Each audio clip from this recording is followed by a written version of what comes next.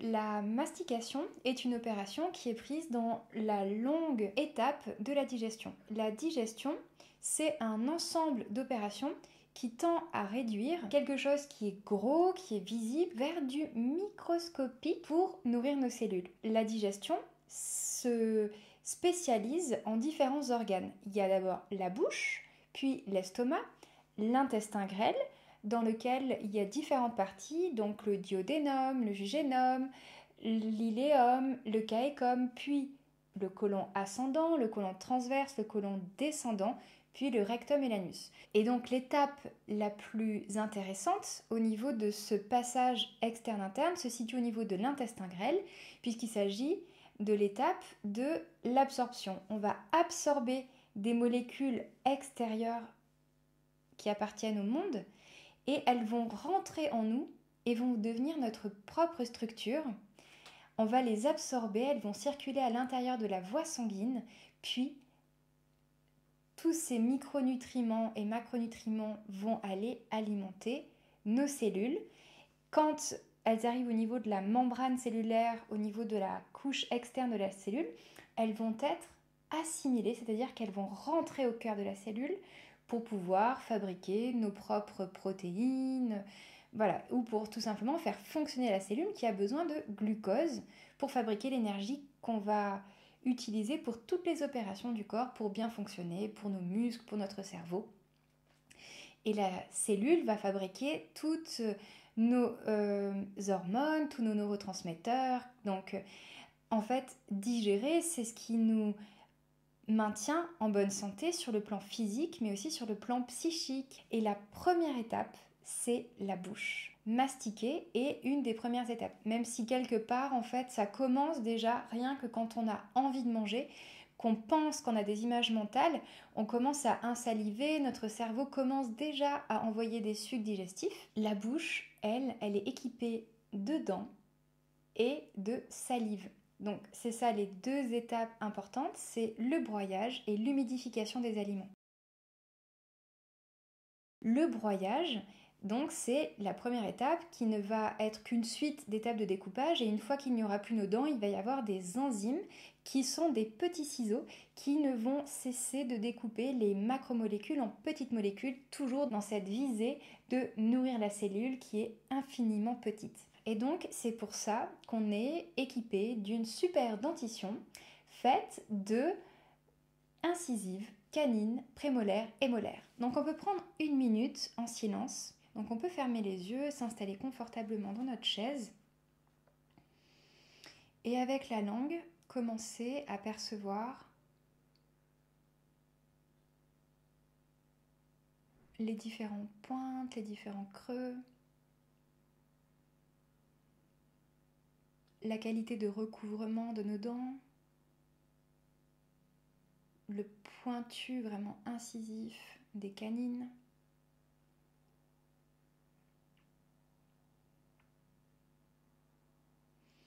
On peut aussi percevoir des zones humides sur nos parois internes des joues.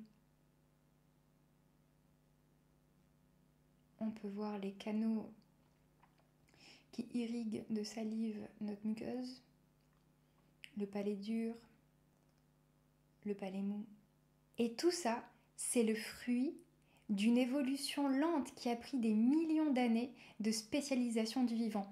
Où avant on était dans la mer, on était juste un tube tout mou, et il aura fallu des millions d'années et des millions d'années pour arriver à ce travail d'orfèvrerie qu'on peut vraiment voir comme des pierres précieuses. Elles sont biseautées, c'est comme des silex, elles sont pointues, elles sont saillantes, elles sont recouvertes d'une membrane avec l'émail. C'est vraiment un travail de précision, de bijoutier en fait, dont on est équipé.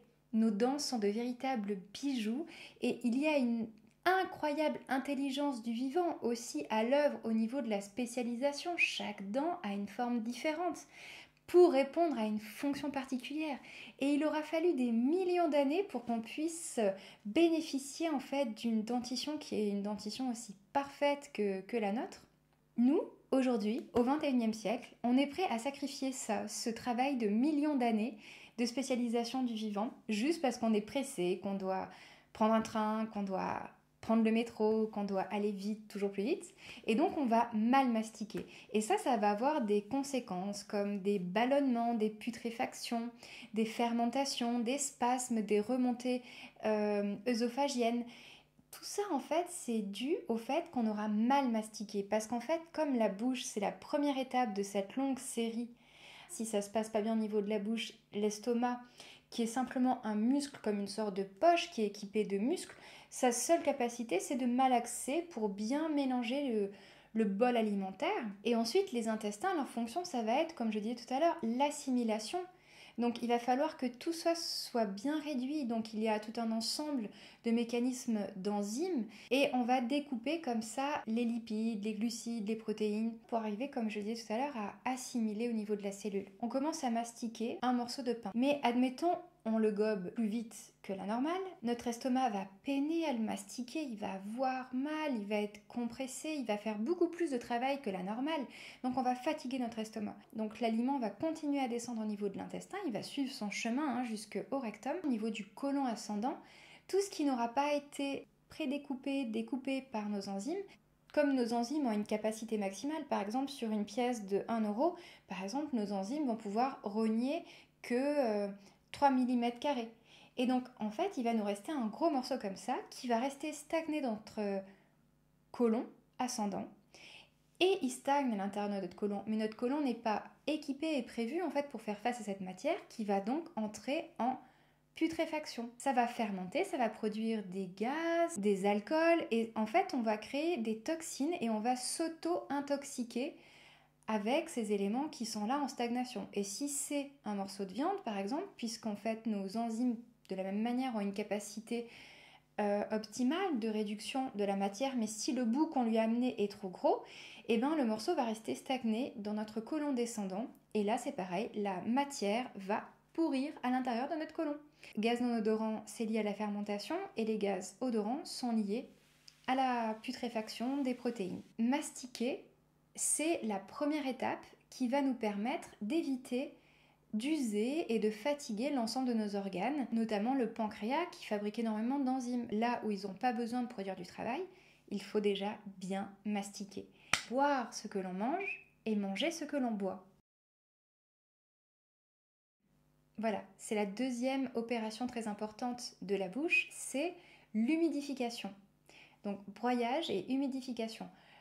L'humidification qui se fait grâce aux glandes parotides, aux glandes sublinguales et sous-maxillaires.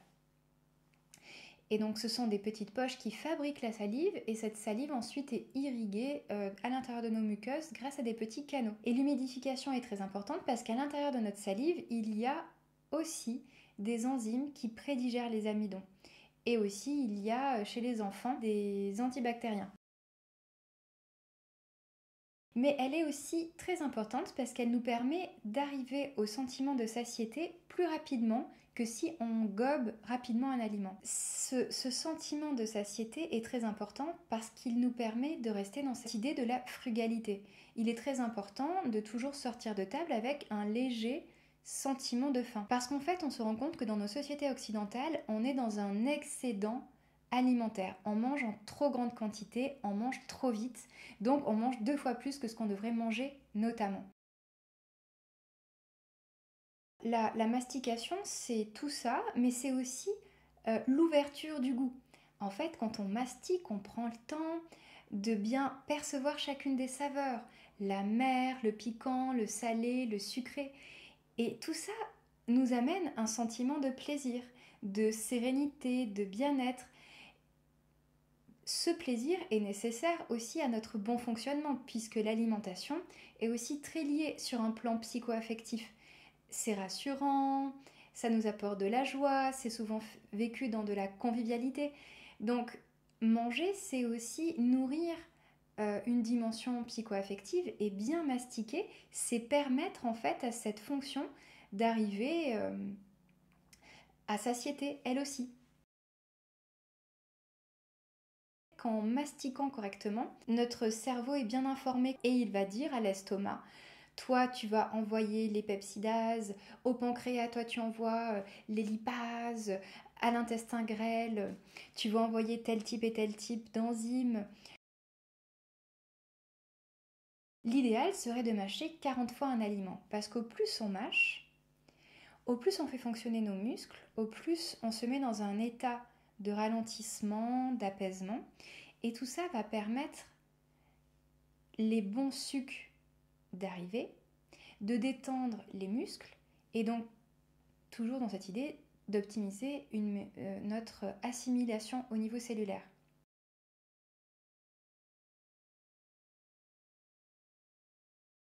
Donc ce que je vous conseille, ce que je vous préconise, c'est une forme de rééducation pendant 22 jours, parce que 22 jours, c'est la durée à laquelle on réussit à fabriquer de nouveaux réseaux neuronaux pour changer nos habitudes, adopter de nouvelles pratiques, un nouveau rapport à notre environnement, et donc de mâcher 40 fois chaque bouchée pendant 22 jours.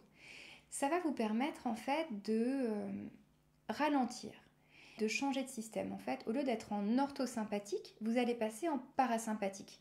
Donc il y aura une vidéo dédiée sur ces deux systèmes dans l'onglet psychorelaxation.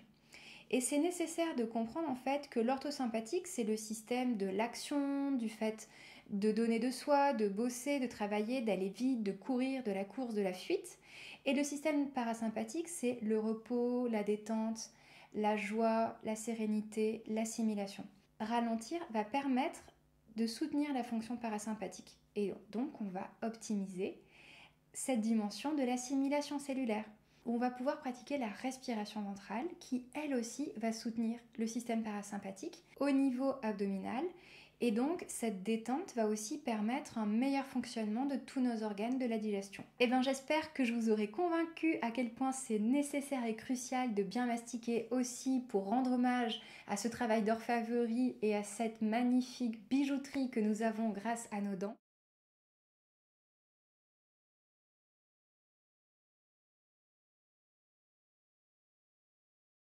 Je vous remercie. Bonne journée et à bientôt.